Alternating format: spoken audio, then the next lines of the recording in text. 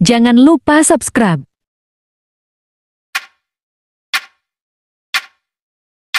Sebelum teknologi pelayaran dikuasai bangsa Eropa, Indonesia telah memiliki teknologi perkapalan yang sangat menakjubkan. Hal ini diakui oleh seorang astronomer tersohor dari Yunani bernama Claudius Ptolemeus.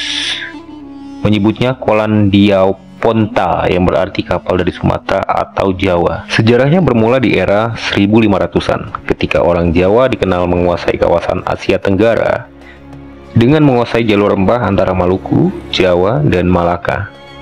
Lambat laun pelabuhan Malaka juga menjadi pusat perdagangan pada masa itu.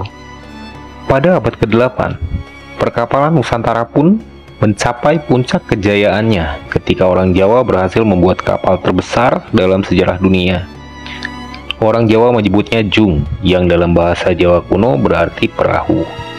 Di balik perawakan jung Jawa yang besar bak raksasa, kapal ini dibangun dengan teknik yang cukup unik. Jung Jawa menggunakan pasak untuk merekatkan bagian kapal satu sama lain.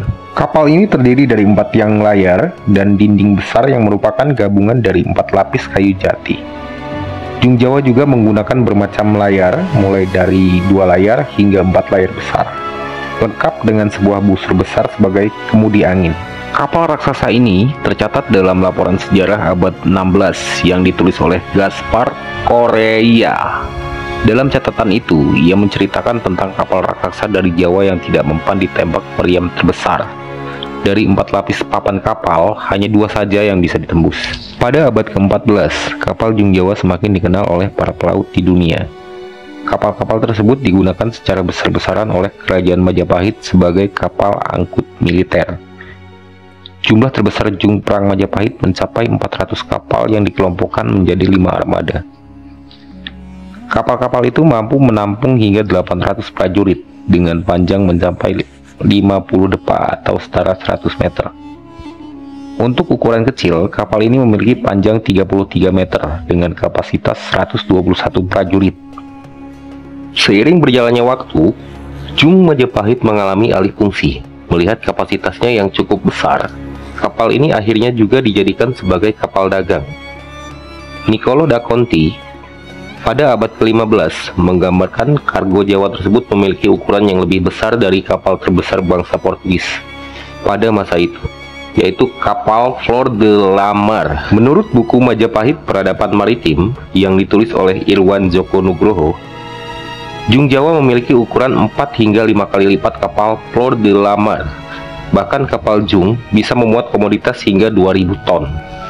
Berdasarkan catatan Duarte Barossa, Jung Jawa digunakan untuk melakukan perdagangan dari Asia Tenggara hingga Timur Tengah. Barang dagangan yang dibawa adalah beras, daging sapi, kambing, babi, bawang, senjata tajam, emas, sutra, kamper, hingga kayu gaharu. Pada masa itu pula, penjelajah orang-orang Nusantara mencapai prestasi terbesarnya, sebab hampir semua komoditas rempah-rempah dari Asia ditemukan di Jawa. Pelaut Portugis yang menjelajahi samudra pada pertengahan abad ke-16, Diego de Couto, dalam buku Da Asia terbit tahun 1645 menyebutkan, orang Jawa lebih dulu berlayar sampai Tanjung Harapan, Afrika, dan Madagaskar.